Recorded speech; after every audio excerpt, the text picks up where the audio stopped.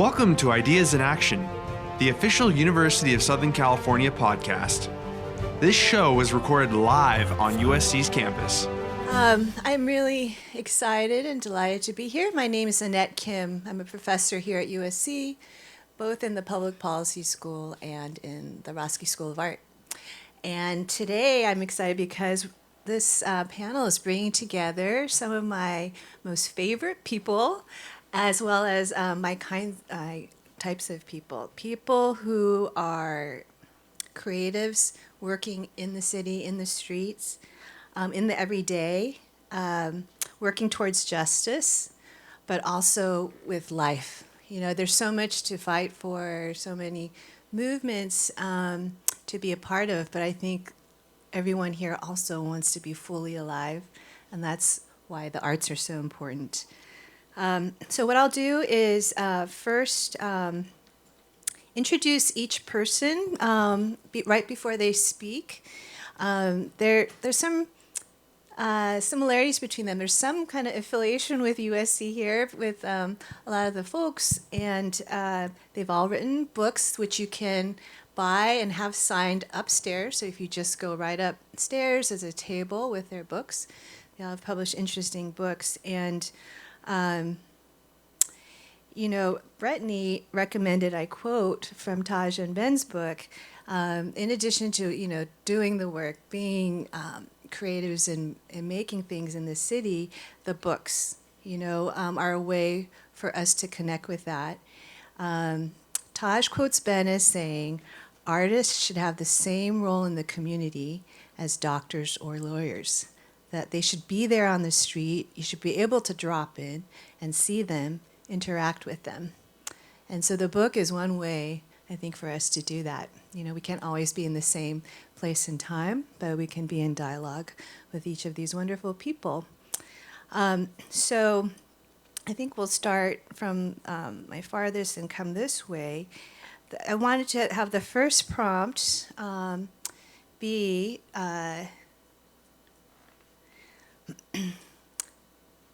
we're in a really kind of troubled and complicated world, and some artists resist and inspire by creating new worlds and geographies. So each of them, I think, have something really helpful to say to this question. Tell us about one example of how art helps create the world you want to live in. Okay, given that. Our first person is Dr. Brittany Shannon. She teaches and is an urban scholar in urban planning and development, and studies how people use digital communication for urban and social placemaking. The book that we are referencing for this talk is called Co-Creative Placemaking in Los Angeles. The subtitle being Artists and Communities Working Together.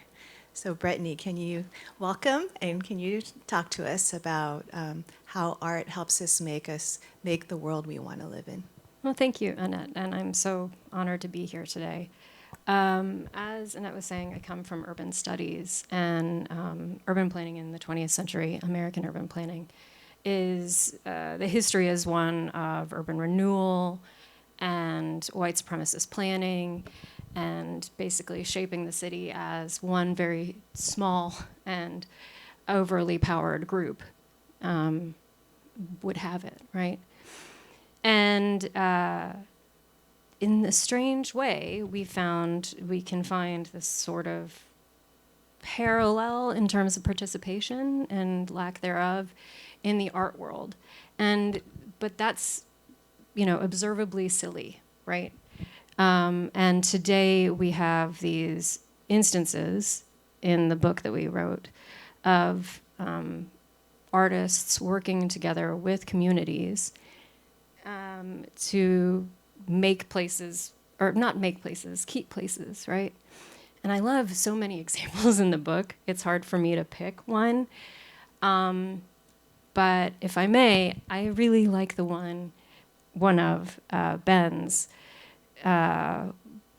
This is following, Ben, please correct me if I'm wrong, a $150,000 grant that should have been given to you, but it was instead allocated towards like a surveillance van and surveillance of the kids that you were working with at the time.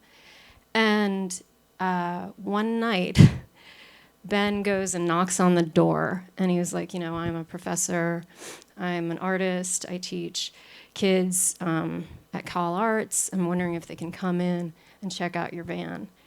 And just the power of the humiliation in that moment, the fact that that surveillance van was never seen again, and the idea that there was just this resonant moment where the art was the context in which this incredibly powerful and deeply emotional thing happened.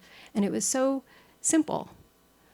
And that is an example of how I would like to see the cities where the art is the context and everything underneath that is where the emotions work. And things are made almost more deeply than the process. There's another quote, if I may, where Ben, I believe you said that you should always keep in mind the task and the mission. They should be always one and the same. And in planning, we have this tension between process and outcome. Who's doing it better, or which is more important. And in the work that Ben does, the process is the outcome, and the outcome is the process, and that is the most just, in my view. Thank you so much, Brittany. And I should have couched the larger context of your wonderful book, that it's about creative place keeping as opposed to place, quote, making, which was seen as a popular policy prescription, at the national level, that we need to go improve places. And it was very top down. And there's a lot of resistance from communities of color, especially, of being acted upon instead of valuing what they already had. And so there's been this twist and turn, which you've now really brought to the fore by it being the title of your book, that no, we're already places, and we need to keep the places, right? Yeah. And so just to follow up with that, how did you had about 8 placekeeping projects in the book, is that right? Yeah, it was 11 artists total and 8 groups. There's Ben Caldwell in Lamar Park, Slanguage in Wilmington, which comprised Carla Diaz and Mario Ibarra Jr., Public Matters, Rihanna Estrada and Mike Blockstein, LAPD's John Malpede and Andrea Brewers, and Trisha Ward, who's in the hello, Trisha, that's right. Sarah DeLayden, also next door. And oh, am I forgetting? Rostin Wu. Incredible people, all of them. And one of the reasons that I really that we all cherish their work is that it's not done. Nobody does it the same way, and even the relationship with the community. Like Ben has been in Lamart Park for decades as a mayor, basically. Whereas other and LAPD, they've been in Skid Row since the 80s. And then someone like Public Matters or Rostin Wu, they will, or Sarah does both, actually. They will go into a community for a little bit. But the communication and the connections they make with the people are, the principles we found are all the same, if not the modes. Mm-hmm. Right. So I really recommend the book because, as a student of LA now, and getting to know, it's like a short way to know some of the coolest things that are going on in Los Angeles, and people who are just doing amazing things that might not get the attention to the widespread public. So thank you for that. Next is Jonathan Leal. So Brittany got her PhD here. Jonathan Leal is a professor here, a Latino author, composer, producer, interdisciplinary theorist, invested in creative resistances to bordered life. Okay, and he also has a really interesting book that's being sold upstairs, Dreams in Double Time, on race, freedom, and bebop. Right there. So you could recognize it when you go upstairs. So can you talk to us also about how art helps us resist and create the world that you want to live in? Yes. Thank you so much. Thank you to my fellow co-panelists. I am huge fans, so I get to be a fanboy here in public. And thank you all for being here as well. I actually prepared a little response to this question because I know if I don't do things like that, I ramble. So this is for your benefit as much as it is mine. How art can help us create the world we want to live in. Art can't do everything. It can't stop a bullet that's already flying, and it can't stop a war machine that doesn't acknowledge itself for what it is. But it can give us, or challenge us, to create the vocabularies that we need to begin to liberate ourselves from the myths and mirages that keep us separated, that keep us believing that our circumstances have nothing to do with those of others, that keep us believing that we are alone in our triumphs and alone in our suffering. All of the stories that are relayed in the Dreams in Double Time book are about exactly that point, but one of them comes to mind immediately if we're going to be talking examples. And the story is in the late 1950s, a young Mexican-American man from Texas, Raul Salinas, was sentenced to an overkill set of prison sentences for pot distribution. So it's kind of ironic that we're having this conversation, after 420. 12 years total, spanning the 1960s and into the early 1970s in some of the most racist prisons in the United States, and he was 23 years old when he was first incarcerated. So he spent all of his 20s behind bars. And he was looking for footing in the world, for connection and for language, and so he began to write. He started writing essays and poems about his circumstances, and threaded through each of them was a deep interest in radical black music, in what came to be called bebop at that time. He committed himself as a young Mexican-American man behind bars to try to write verses like he thought Thelonious Monk and Charlie Parker sounded, which is fascinating, right? And so in the process, he is creating an idiom, he's creating a vocabulary that addresses things like carcerality, improvisation, solidarity, and most of all, justice, all at once. And that work that he was doing went on to inspire other people, and it ended up becoming a hallmark idiom of the Chicano movement, especially here in Southern California. And I'm fascinated with stories like this because, in his case, from behind bars, he was pursuing a future through art that acknowledged that his own self-concepts, and in fact his own liberation in a both imaginative and literal sense, was deeply bound to the experiences of others who he had never met, across racial and cultural lines. He was discovering through art that the path to the world that he wanted to live in, the route out of the mind jail, as he put it, was through understanding that we don't exist in isolation, despite what our American nationalist myths and mirages might tell us. Today I'm thinking about this in terms of the place that I grew up in, which was the U.S.-Mexico border in the Rio Grande Valley of South Texas. Today, amid the many challenges that people face in this area, there is Elon Musk, who has been funding his SpaceX rocket facility in the region on the premise that he is the only one with a future vision, and that there's no one and nothing in that area to begin with. So might as well. Artists in this area have been fighting against this through music, narrative, and multimedia projects, and they've been engaged in the radical act of imagining futures for themselves and pursuing vocabularies for their own circumstances. In this landscape, as you were just describing, in which futures are routinely thrusted upon them by the rich and by the powerful. So across all of those cases, whether it's in the Dreams book or in other communal work, it's been clear to artists, to authors, that we need tools from a future in which the master's house no longer stands, to riff on Audre Lorde. We need strategies and vocabularies that can estrange what's become normalized and help us see what we can achieve together. And so if art can do anything, I think it can do that. It can help us see that the world is not made up forever of people who are separate and categories that are distinct, but rather built on relations. And it's up to the artist to describe what those relations are. Wow, thank you, Jonathan. You really help articulate both art and what it's doing in space and in society. I like the thing of escaping mind jail, and that leads to body jail as well, right? Okay, thank you. All right, next are the kind of co-authors of a book, so I'll introduce each of them. First is Robeson Taj Frazier.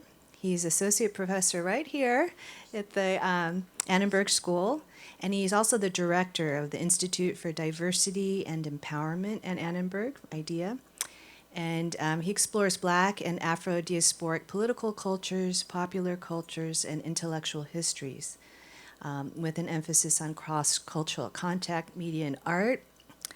And he worked very closely with this very important person next to me who's already being referenced multiple times, and who PBS called local hero, Ben Caldwell. He's an artist, film director, educator, mentor, and he started his organization Chaos Network in Leimert Park, which is a media lab and has had very important open mic hip-hop workshops that has spawned many artists from there. And so together, they have produced an award-winning book, yeah,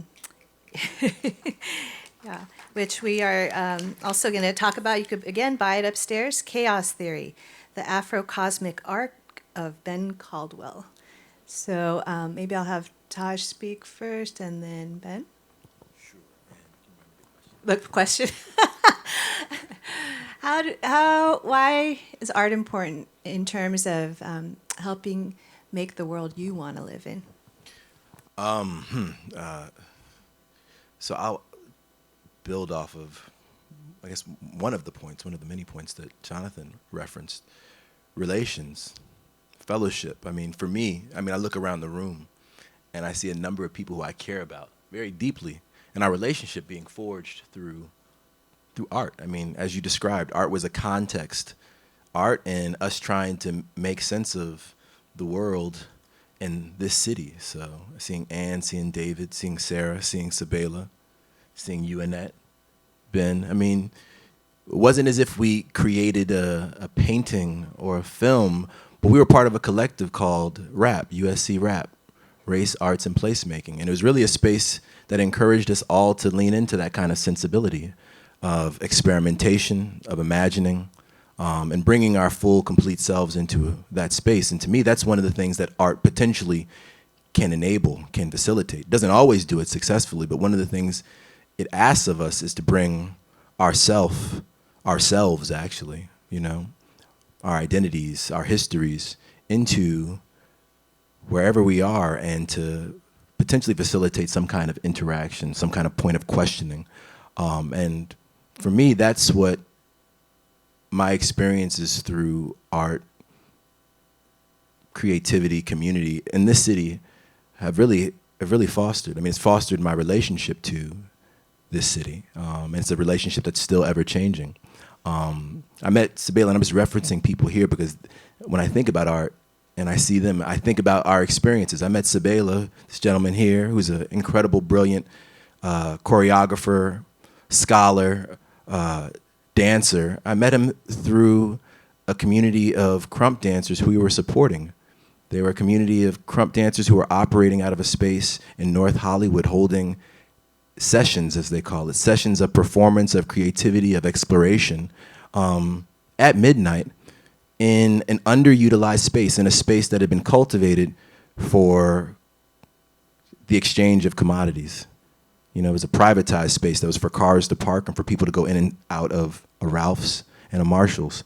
And these people saw that space in a completely different way, right? They saw it as a space that was lacking in exploration, lacking in expression, and they transformed it and they still do, every Wednesday night, for the sake of both working through what they brought into the space, communicating things that they imagine, and loving on and with one another. And as I said, like, I was able to witness that, to observe and learn from that, but also build real relationships that continue to this day as a result of that.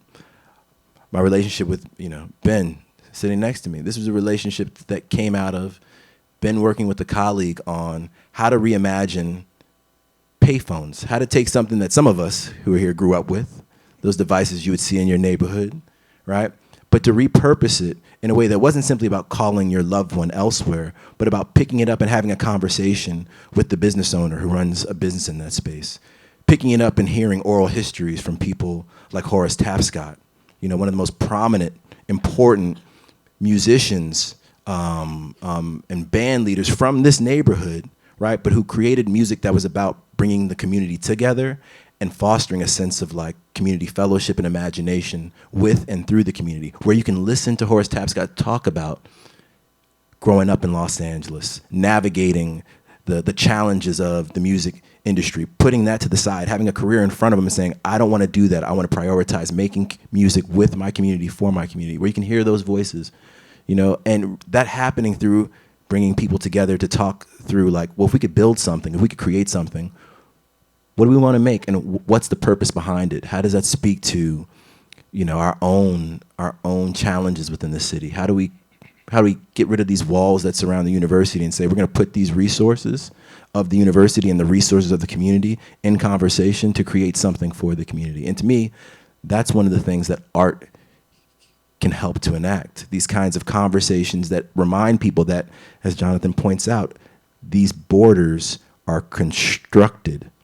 They're not fixed, they're manufactured, and they're very porous should we decide to push against them and see how much is seeping through them. And that's whether we're talking about quote unquote national borders or the borders of these kinds of institutions like the university. So yeah, for me, art has done a great deal. This book is, an outcome to some degree, but really for me, all of my love that's in this book is tied to the process that we went through in creating it, as well as the process of us experiencing just these different kinds of exchanges, reactions, conversations, and other works that we're working on, and as well the people who are part of that process. And just to follow up, if you haven't seen what Taj was talking about with Crumping, there's videos online, and it just really blew me away that we want to live in the city a different way. The strip mall parking lot is now the site of dancing, and Sabella coming into Leimert Park in the public space and dancing and changing the space. These walls, streets, they may it seem hard, but we can reconstruct them, right? Yeah. Okay, Ben, it's your time. Saving the best for last.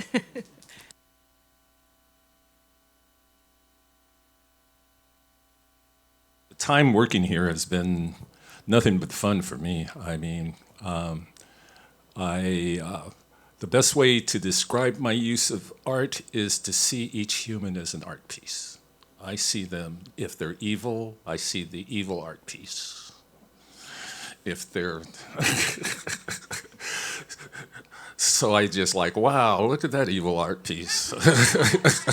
Watch it rant and rave, But, and then pleasant people, all different kinds of people walk in my door, and I let them be themselves, And it's a quite fun thing to see people given the latitude to act themselves as their own individual art pool of wonderfulness or evilness too.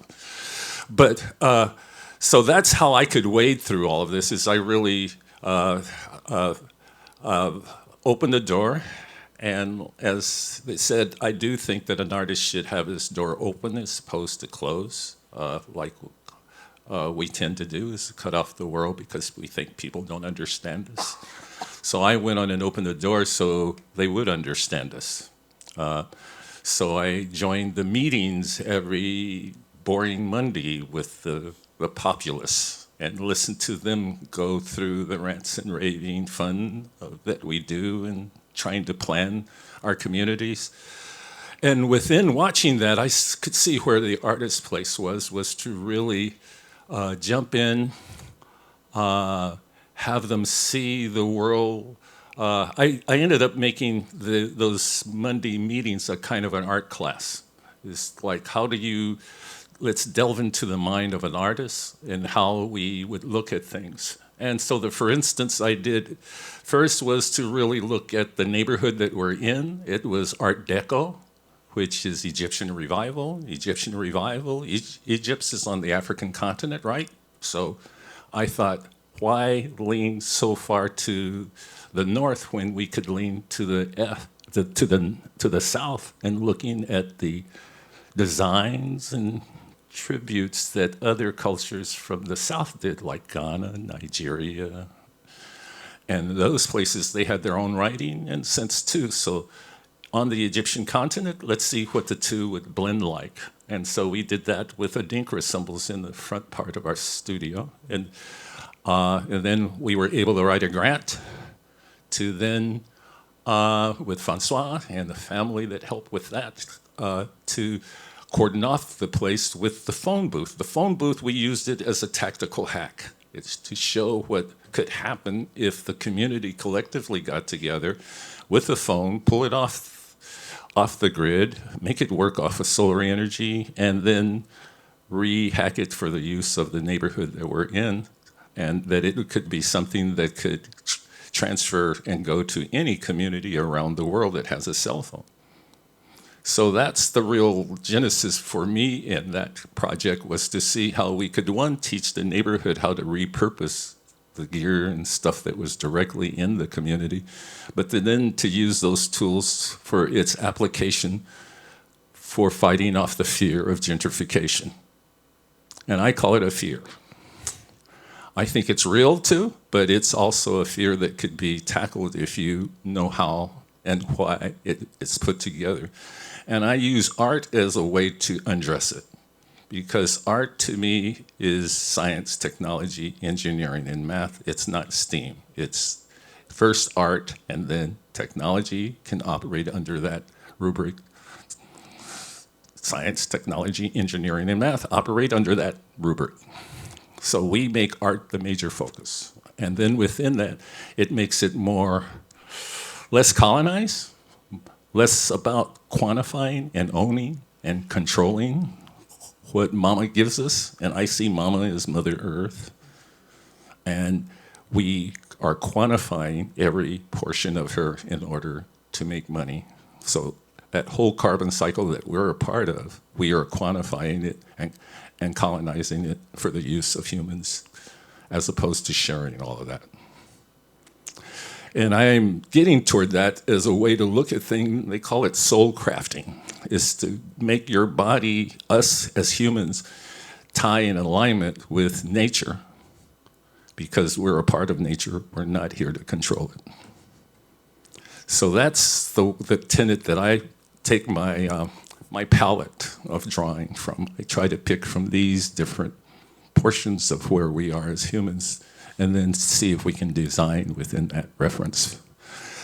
And it's been real fun working with all you guys, because I met Anne when, LA Freeways and Sarah got to do a project on healthy language.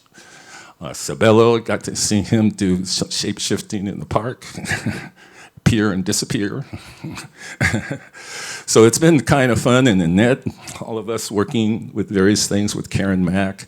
So all of us collectively together in Los Angeles, to me, the art posse of Los Angeles is really a lot of fun to work with, because we kind of roll together in a lot of different ways that really makes it work as a cultural team, to me, in a way that's quite unique. And it is made up of all of us collectively together working, because when I started my place, I had Easy TV help me build a portion of it. I had Highways do performances to match us, to welcome us there.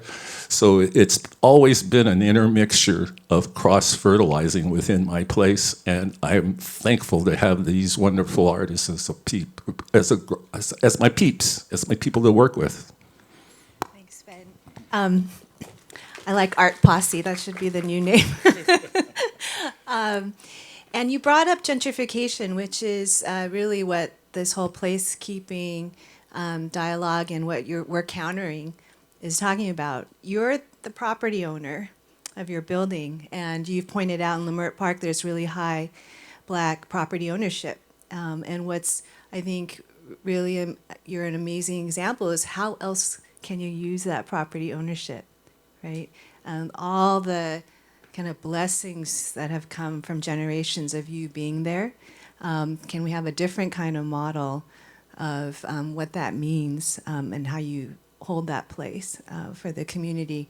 So that leads to my second question, because I agree with you. I think it kind of answers my second question for myself. The prompt was, I remember seeing a video once from the artist and Black Lives Matter co-founder, Patrisse Cullors, who did her art MFA here at USC. It was a video art piece I saw online, and she kept repeating as a mantra in the video while you saw visuals, I hate LA, I love LA. I hate LA, I love LA. And it made me, there's a lot of injustice we keep coming across, but still there's probably no other place in the US that I can think of, and I've been thinking about this, where I would want to live. In terms of the freedom of expression I can have here, and the critical mass of like-minded people, the posse, that I'm not alone, right? So I wanted to go down the line again, and for you to comment. We've talked about what can art do. Can you talk a little bit about Los Angeles? And I said, why are you here in Los Angeles? What keeps you here? Okay. It's like, I think a lot about the I hate LA, I love LA.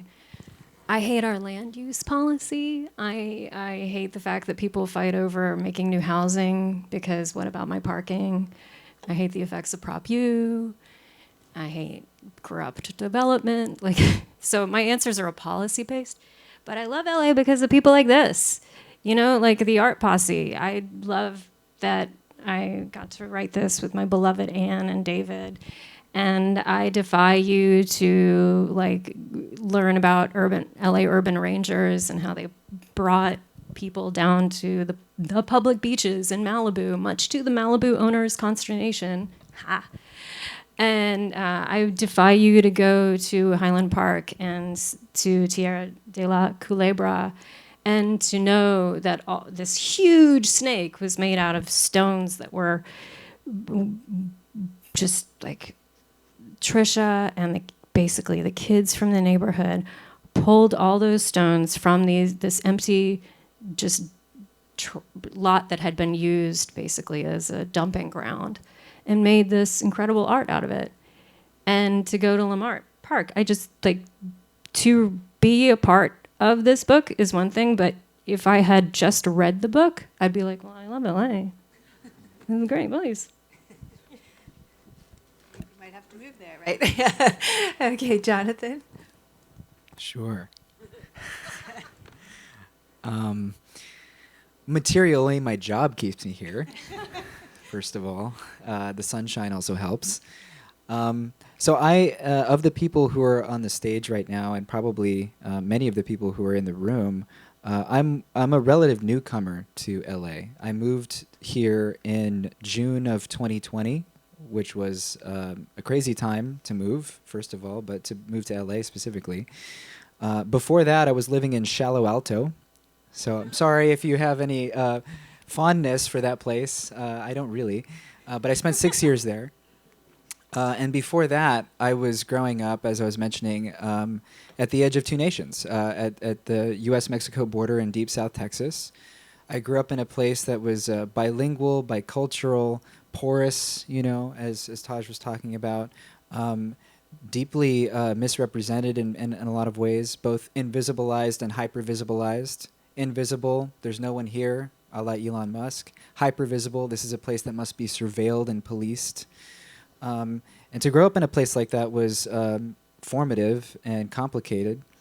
LA is the only place I've experienced in the United States that reminds me of home in all of the good and the bad ways. It is a place that foregrounds the world's migrations, right? The communities and cultures that are slammed together as if by particle accelerator everywhere you look in so many neighborhoods. There is something about that is deeply inspiring to me.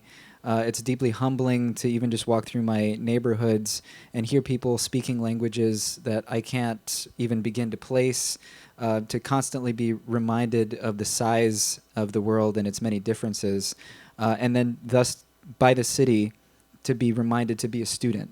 And so if there is something that keeps me in LA, it's the fact that it keeps me studying. That's a great answer. Thank you, Jonathan. And I'm glad you're here. Stay. But yeah, I think, I've been mapping it myself because I was curious. 97 cultures I found expressing themselves here in the county, more than I even imagined, right? So it's just the scale with all the problems we have of what we've got to work with is just amazing. Okay, Taj, I know you weren't originally from here. No, I grew up on the East Coast, primarily in New York City and New Jersey, and grew up with the imagination industry's projections of Los Angeles. So grew up with a lot of the misrepresentations and the iconography and kind of, impressions of LA. And living here for 15 years, obviously that gets radically, I can't even say deconstructed, destroyed. You have to, and I think one of the things that, for all of us, who live in LA, you realize that the world's impressions of this city and surrounding areas is completely, off the mark. A number of things, obviously, that I'm dismayed with in terms of this city, and much of it has to do with, destruction of people's communities, environment, the fact that people have to breathe in exhaust fumes from airplanes, and that their schools exist right next to the airports, and there's no serious kind of commitment in terms of policy of creating different kinds of conditions, at least from policy leaders. But the things that I love is LA, what the LA demands of you. It demands of you to put in the time, to work, to love it. If you want to find your people, you have to put in that time. You have to journey out. You have to talk to those who you live next to, and build those relationships. I think of for some people, that their impression of LA sometimes can only exist in terms of just that pocket where they live. And what you come to find when you move through the city is, first off, that this name LA becomes just an umbrella term for all these villages that really are like pushing and pressing upon each other, as well as all these histories that have shaped the communities who have been there, the communities who have been displaced and who still have those ties and relationships to those spaces. And over time, you find yourself having those same kind of relationships, going back to certain villages and saying, where is that bookstore? Where is that restaurant? Where is that family who sold tamales, who I used to get food from, and just realizing that the city dynamics and the power dynamics shape, in many ways, our experiences to the city, and having to deal with that change and those transitions, but also finding, like I said, those people putting that time in so that you can navigate that with others as opposed to by oneself. And as I said, the city requires you to put that time and that work in. But what you find is, as we talked about at the forefront, people are imagining and creating those kinds of spaces of fellowship and intersection everywhere throughout the city. So, we're talking about the folks who are referenced in this incredible book that Brittany's been a part of, book about Ben. But what you find is there are other iterations, versions, echoes of those people if you just look. Some of them are operating out of like formal institutions like Chaos Network, Others are operating out of a parking lot at Ralph's at midnight, right? They're operating off in front of Chaos Network and running an open mic called Bananas that's been going on for the last 10 years that brings together rappers, poetry, poets, rock musicians, dancers together on a Tuesday night to be creative, but also to build those kind of points of intersection. So for me, that's what I get from LA. I get constant stimulation, education, fellowship, and personal growth, alongside of others.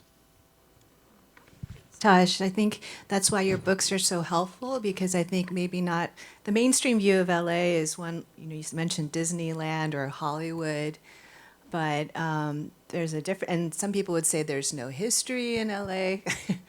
There's so many layers of peoples on top of each other, and they're coexisting. I think that's another thing we found is it's not villages like enclaves separate from each other here. There's hundreds of villages sharing space on top of each other. You see it in the LA sign. So many times there's like 4 languages on one building sign, right? So it's complicated and it takes time. And I remember you saying that even out in New Jersey, you heard about what Ben was doing in Leimert Park. And so there's like these mainstream mappings, but the word gets out. And in the previous session, they were talking about the wanting to have those kind of underground networks in order to do the authentic practice. All right, Ben, why are you still here in LA? Yeah, I tried to leave in 1980. I left to go to Howard and teach there, and it was a lot of fun. But I found that I really miss Los Angeles because of its sunshine. But also, again, I'm from New Mexico. So New Mexico, to me, I see, not that Los Angeles is the suburbs of New Mexico. That's the way I see it.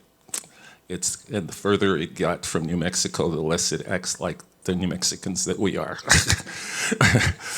Because in New Mexico, we had a porous border, because I went to school with Latinos who were from Mexico. And so we had a real porous border that was quite unique and gave me a sense of history of the Southwest more than just New Mexico, because the Southwestern history really is about the Californians. And so that's almost 200 to 300 years older than the United States.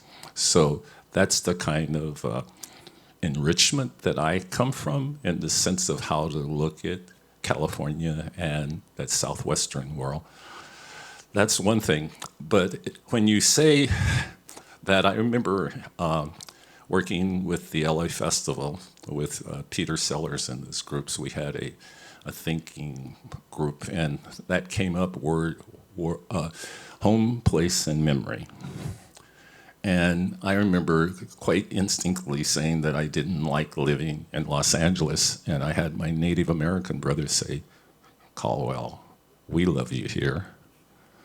And I'm like, he says, "So don't judge us by the colonizers' view of this town. Look at our view of who we are as a people and like us for that." And so that's the way I look at Los Angeles, at its depth, its real indigenous people up, as a way to like this place.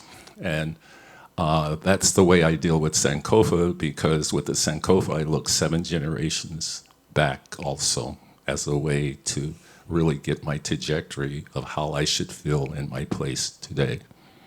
And then, so that's really, I left Los Angeles in 1980, came back in 84. And when I came back, it was when I really got to meet re-meet and get to work with a lot of the artists that were here that I was just mentioning. And I thought we were able to put together a good family of artists. Like I said, it was we were able to get that art posse together, right? And it worked real well.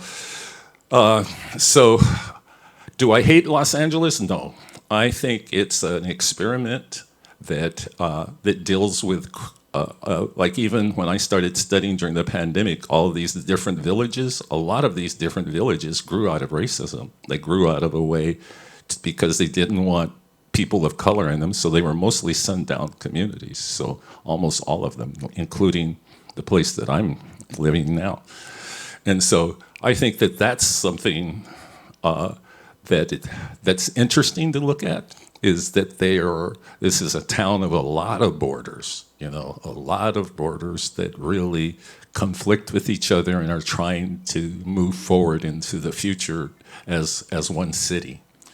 And so we're doing our part in Leimert of seeing how we can tackle stuff, and how I've been dealing with it is to see if there's a way that we can fight the feelings of erasure through the medium by telling stories and concepts that show the people in the ways that they were, and then to give people an idea of what we could meld into the future as, because it is a city of a lot of different places, people.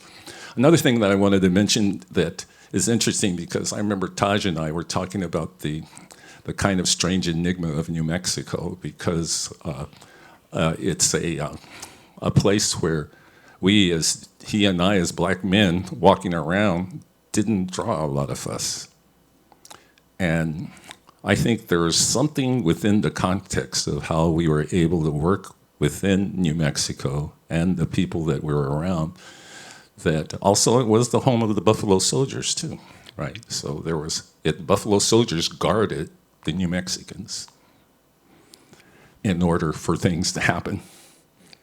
And so that's an interesting kind of interrelationship. So I think Taj and I noticed that a little bit. We were talking about how, this is interesting how there's no fear of a black man with a gun in New Mexico because we protected people with our guns.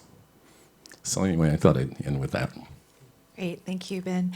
Now we'll have some time for you to ask questions or engage with the authors directly. So raise your hand if you would like to ask a question. And while you're thinking, I want to thank you for those thoughts. And, this art posse and this incredible mix of people really depends on the affordability of space as well, and that's what I'm concerned about now with the incredibly rising prices. It's some of the coolest people are moving out because they can't live here. Okay, we saw a hand over here. We'll start here and then over there. So, okay. I have a question for Robeson in particular, because Annette introduced you as the diversity director, and then especially after Ben talking about how he approaches city planning from a perspective of art first and then science second. And so I see art as an organic way to promote diversity, facilitate it, foster it. And I wanted to know your opinion. Which do you think is more effective at promoting tolerance? The DEI initiatives in the workplace or at schools like USC, or art? Which one is more effective? It's interesting because I guess so. The question is about whether I see DEI initiatives versus that of art initiatives. I guess for me, we probably, and this kind of gets us into semantics. I guess what constitutes a DEI initiative? I guess for you, for me, I have that title in terms of an institute, but really what we focus on is creating opportunities for students to think critically and participate in thinking critically and creating things that have to do with difference and equity. So it's interesting. The name of our organization is IDEA, Institute for Diversity and Empowerment, but I actually don't even use the D and E for diversity and empowerment, because I don't really identify with those terms. I didn't come up with those terms for the name of the organization. I lean more towards difference. I think clearly we always operate in spaces that are organized to some degrees around difference, and what we need are more conversations that facilitate us actually thinking about it, and talking about the histories that shape how we're positioned differently. You know, whether that be in terms of our gender, our class, sexuality, language, that we need more spaces where that's not something that, and we don't have an attitude like, okay, we're all different, let's move on, but let's actually think about that in terms of how has my experience growing up in this particular community with these family members shaped how I think about myself, how I think about others, the kind of conversations I'm very fine with having and the kind of conversations I shy away from. Because to me, that's what universities should be facilitating. Number one, self-exploration, but as well as exploration with others so we can actually learn to listen. And listening becomes part of our creative capacity, part of our professional capacity, that anything we want to do well, we should be able to know how to listen, how to give people space to be vulnerable and open and willing to be experimental and work in a collaborative kind of way. And that can help us in anything we want to do, whether that's building, an algorithm or trying to figure out how we raise children together. So for me, a creative capacity is important anywhere and everywhere, whether it's us in a DEI initiative, somebody calls it that, or us trying to figure out how do we live together? How do we coexist together? I don't really use the term, how do we tolerate each other? Because I'm not trying to tolerate you. I'm trying to figure out how do we live? How do we not kill ourselves as a species together? How do we get our children to do better than we're doing?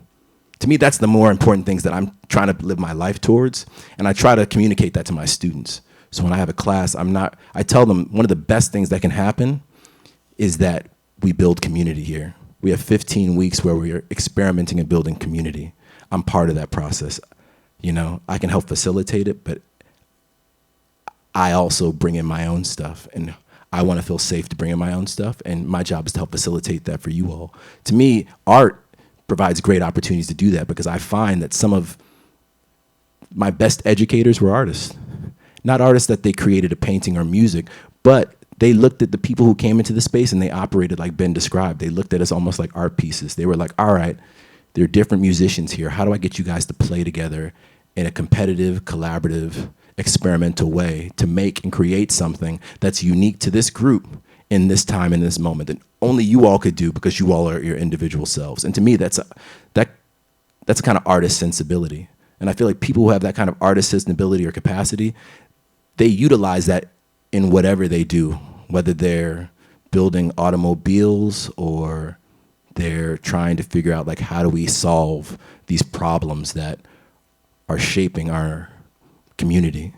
So I guess that's my response to your question, which I appreciate, because we don't have enough questions about DEI, or we don't have enough questions about like art. And to me, in institutions like this, we probably need more artists coming in to give us a sense of what they do and how they do it, because I think we'd have better educators, better professors, better soul crafters, to build off of Ben's term. Thank you. We had another question over there, and is the mic going? Oh, you have the mic. Okay. Yeah. First of all, thank you for being here and for sharing this. I live in Oxnard, but I spend a lot of time in LA because of all the great art spaces that are here. I wanted to get your take on what you think, how important it is to get your local government involved in supporting art spaces and art movements.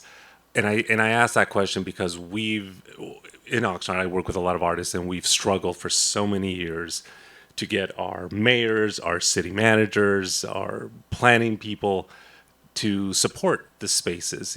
Obviously local government has such a stronghold on any community with the space permits, things like that. We use parking lots as well. We use abandoned buildings, shouldn't be there, but we're there, parks and other areas like that. But I wanted to get your take on how you think that local government is important to have them a part of what you're doing to have these spaces, or can it be done without them? there someone who'd like to take that? And I think that resonates with the previous question, because I think when you said initiatives, that sounds like top down. We have diversity initiatives on campus and arts initiatives, but I think we found actually those aren't as emancipatory a place as when they're bottom up, right? Ben. Yeah, I'm in the middle of figuring that out now, but the major thing I think is your constituency. You build the constituency, then the politicians will follow, because that's who they're trying to get, is constituents. Then the other thing is we were able to get the People Street because the council person was behind it, and then the police also.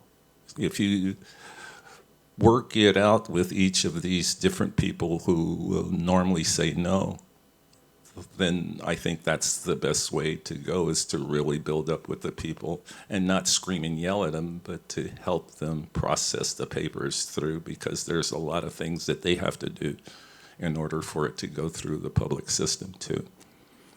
So after being here for 40 years within this one community, the most inconsistent thing are politicians, because they're really there for only 2 years out of the 4 years. So the first year they're getting adjusted. The second year they can possibly do what you've asked. The fourth year they're trying to get to pay for their family for whatever the next dream is, or for the next 4 years. So if we as a community have our constituency and our plan together, that then you work with the council people and the power people in the neighborhood. So we're putting together a power map now, which will then talk about the overlays of the county and city and regional government, along with the neighborhood programs. That way you will be able to move a lot easier as a community if you understand how all of that webs together. And it's a lot of work, but and to also show up at all the boring community meetings that they have. Because if you can't make it through the boring, you won't get a constituency. And so that's what I found, is by me rolling up my sleeves. Like when I was in Watts, I went to all the 7:30 in the morning meetings, got to meet the people, and all this. Once you get that done, then you could start really doing the mining of the community to help them build themselves out, because it's a hard job, because they don't talk with each other. So the only group that is consistent to me is you guys that are the community. So that's my 10 cents. That's great. I think that links all art as community, and then it becomes a constituency. I think that's really powerful. Okay, over here. Yeah, living legend, Ben Caldwell. Wow, maximum respect. You one time told me that Tom Bradley had to, I won't say lie, but misrepresent that he lived in Leimert Park, which was all white at the time, so that he could run for city council. I'm wondering how rewriting a correction of LA history and getting it out can further advance what all of you are trying to do, because not a lot of people know about these corners of LA history. Yeah. No, even with me being able to get my property, if it wasn't for the wonderfulness of Sheila Pinkel, I wouldn't have it. And you have to really, this is a racist country, and it has a lot of block holes that can stop you. But if you build up your constituency and you build in with people, like I've known Michael forever, he did the film RoboCop, you guys, and while we were in school, it was fun watching him develop what he ended up doing, and that was a movie that is also dealing with our AI now, right? So it's a kind of, he envisioned that way back when. And so it's that kind of thinking that I think that we have to do as artists, is to see how we can get in there and question things, but also to show how things could be better. And that's the way I see my job. I don't want to think of just that. Like with this book, we're talking about the cosmos, right? And to me, the cosmos is a massive object that we live within, that's a living entity. and that living entity has us in it. And our only thing that we're thinking is going throughout all this thing, chasing a lot of us and putting lasers on them and just killing them when there's so much more in the cosmos than just us, you know? And I think that we have to start seeing our story as opposed to going out like, it's just almost like the Portuguese, because I was with them 2-3 years ago, them re-looking at what they had wrought with slavery. Is that if they had come and sent their best and brightest to the world, they would have seen these massive libraries that the native had, that we had in Timbuktu. Instead of burning them and destroying them, they should have had an intellectual, artistic group come first, and they would have found some kind of cultural unity between people, and they would have found that they wouldn't have needed to conquer and kill and pillage. And so that was a 400-year problem. It doesn't mean that we should continue. It does look like we're continuing because they're using those same kinds of colonizing methodologies to kind of spread the wealth of the wealthy. But I think that us working as artists and us working as media people is my only dream, because the media makes people march one way and we can kind of help them march another way. And when I started in Electronic Cafe, which is another team that really impressed me, it was Kid and Sherry, their whole method of us engaging with the new technologies was to really be a energy out there that was different than Steve Jobs and all the guys that they were around at the time, because they saw that they were going to use them for military and industrial use. They wanted ours to be for the arts. So me, Ulysses, and all of us stayed on that tip of keeping the media still within the hands of the community, and to do it in a way where we have it for the original use of it, because the internet is owned by us. It's not owned by Google. They're using it. Facebook, they're using it, but it's us that created it. And I think we have to take it back. We've reached the end of the time right now. I know there's more questions I think will be here, and then they'll be upstairs so you can engage them further. But I want to really thank the panel. Thank you for being here. Thank you for producing these books that can live on and teach us. Thank you, Annette. Thanks for listening. Be sure to subscribe to our podcast and visit us at podcast.usc.edu.